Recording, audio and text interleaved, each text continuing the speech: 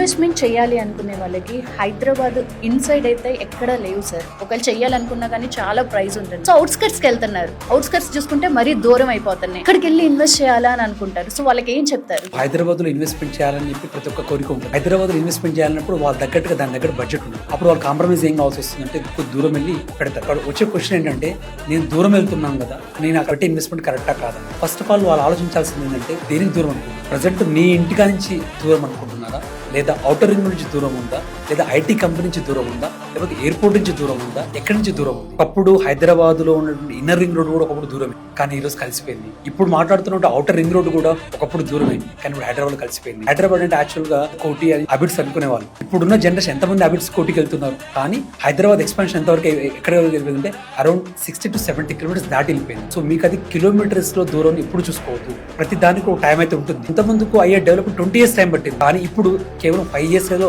ఆ డెవలప్మెంట్ అయితే అవుతుంది ఖచ్చితంగా. Maximum Hyderabad outer ring road wait చేసుకుని మీరు 20 కిలోమీటర్ దూరం వెళ్తారా, 30 కిలోమీటర్ దూరం వెళ్ళినా సరే మీకు ఒక 5 years లోపటనే మాసిక్ గ్రోత్ అనేది కనపడుతుంది. మనం దూరం అని మనం అనుకుంటున్నాం, కానీ ఫస్ట్ మీ ఆలోచన దూరం అవుతుంది. ఎందుకంటే మన హైదరాబాద్ అనేది వాస్ట్ గా ఎక్స్పాన్షన్ చేస్తూ పోతున్నారు కాబట్టి, అది మీరు ఎంత దూరం చేసినా సరే ప్రాపర్ గా డిటిసిపి పర్మిషన్ తీసుకున్నా సరే, హెచ్ఎండి పర్మిషన్ తీసుకున్నా సరే, అక్కడ ఎక్కడ తీసుకున్నా సరే మీరు ఈ రోజు తీసుకున్నటువంటి పెట్టుబడి ఖచ్చితంగా వచ్చే 5 సంవత్సరాల్లో ఖచ్చితంగా డబుల్ అవుతుంది.